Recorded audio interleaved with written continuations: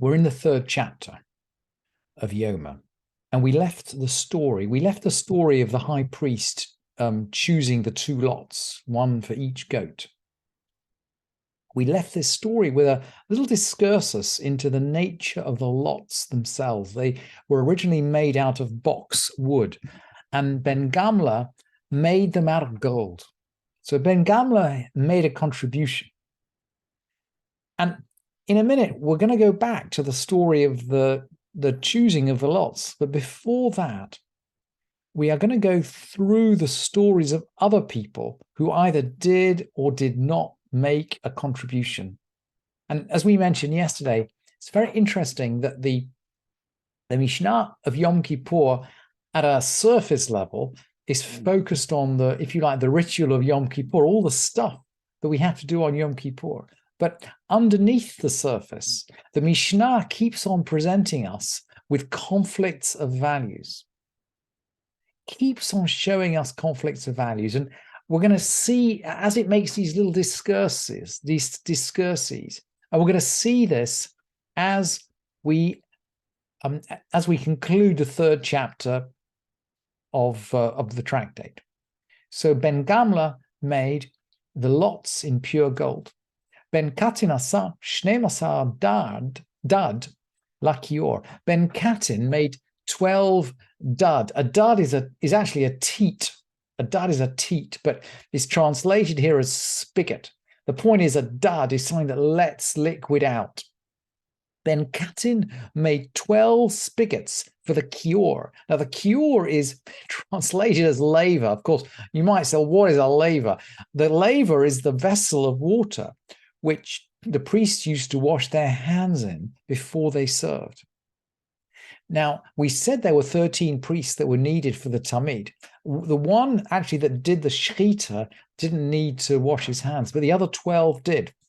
So how are 12 priests going to wash all at once? Well, Ben Katin has made 12 dud, 12 spigots for the kior, for the laver, so they can all get water out to wash their hands simultaneously, and that saves a lot of time. Shelo hayulo ela shnai. Originally, there were only two, so only two priests could wash at one time originally. He seems to be a water engineer, actually, this chap, Ben Katin. By the way, the commentary says he's a Kohen Gadol as well. He's a high priest. So he's an engineer and he's a high priest, Kohen Gadol, talented fellow. And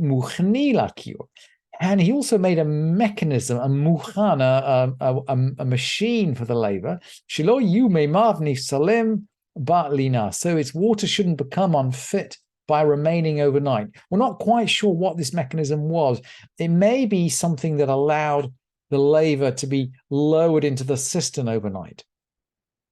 The cistern would be living water. The point is that if you leave water out in the laver overnight, in the temple, it becomes unfit.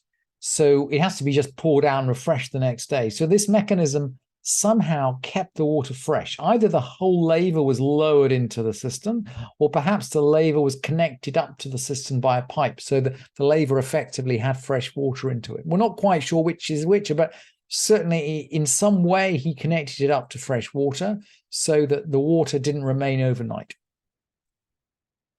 King Munbaz Hamelech, King Monbaz actually were, according to Joshua Kulp, King Monbaz was the king of somewhere called Adi Abene, which is north of Israel, and it's in Turkey now. And he's a convert. So it's a royal convert. He's mentioned in Josephus. This is basically 1st century, right? So he's before the destruction of the temple. So King Monbaz converts to Judaism with his mother, by the way. We'll hear about his mother in a minute. He had all the handles of the vessels used on Yom Kippurim made of gold. Clearly, a lot of these tools are knives. You can't make the blade out of gold, but he had the handles made out of gold.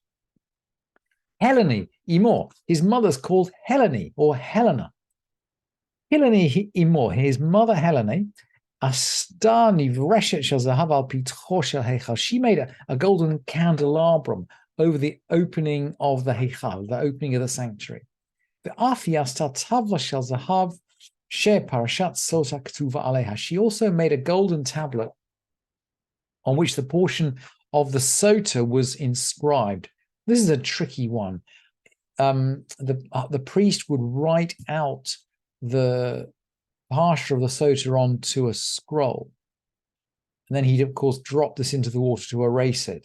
But of course, it's very interesting. His mother made this in order that he shouldn't have to bring a Sefer Torah to write it from. She had it written out in gold. Interesting. There is a sort of theme of chastity through the beginning of the parsha. I find this one a little bit difficult. I don't want to dwell there, but that's the king's mother. Nicanor, nasu nisim ladaltotav. Miracles happened to his doors. V'hayu mazkirinoto l'shavach. They used to mention him for praise. Nicanor went off to Alexandria and had two amazing doors built for the temple. They were built of cypress wood and they were covered in brass.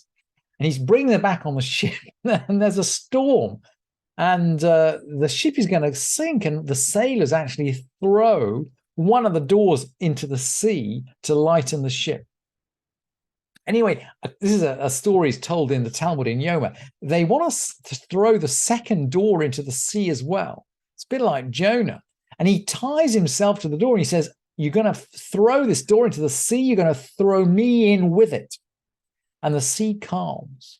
And then when they get to Akko, the ship docks in Akko in the north of Israel. When they get to Akko, somehow the second door's on the ship and the first one sort of pops out of the sea as if it had been dragged along on the bottom of the boat all this time. So anyway, Nicanor was because of his courage, right? And all of these people, right, went to personal effort to make a contribution. The point about all these examples is they are all people who make a contribution. And as Jonathan Sachs says about the half shekel, we finished learning about the half shekel. You can't count Jews.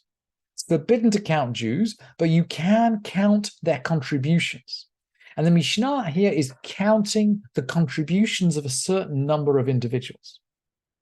And then, as the chapter closes, the Mishnah is going to bring a list of others who somehow were very reluctant to make a contribution. V'elu lignai. So Nicanor was mentioned l'shevach, v'elu lignai, these of shame. The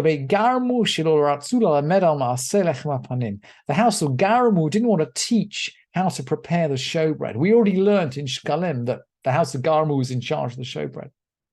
We learned that the house of Avtinas was in charge of the incense. And the Mishnah goes on, Shel Beit Avtinas lo ratzu lamed al masech Torah. The house of Avtinas did not want to teach about the preparation of the incense. Hugras ben Levi, Haya Yodea Perik Bashir Vilorat Salamed. He knew some chapter of song. Again, we're not quite sure what it was. Perhaps he sung it in a very special way. He wouldn't teach it. Ben Kamtsar lo Ratzal Lamed al Masektav. Ben Kamtsar didn't want to teach his way of writing. And apparently he was able to hold 4 pens in one hand and somehow write 4 letters at once, but he wouldn't teach it. And the Mishnah concludes, Al Harishonim Ne'emar, Zecher Tzadik Livracha, Ve'al Eilu Ne'emar, V'Shem Rishaim Yirkav. Of the former it is said, the memory of the righteous shall be for a blessing, and of these, this is the these in our Mishnah, it is said, the name of the wicked shall rot.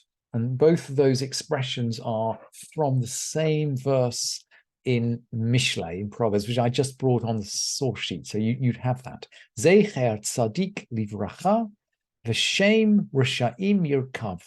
And it's very interesting that these two groups of people are groups of people who somehow either were or were not prepared to put themselves out for the benefit of the community. They were or they were not prepared to share.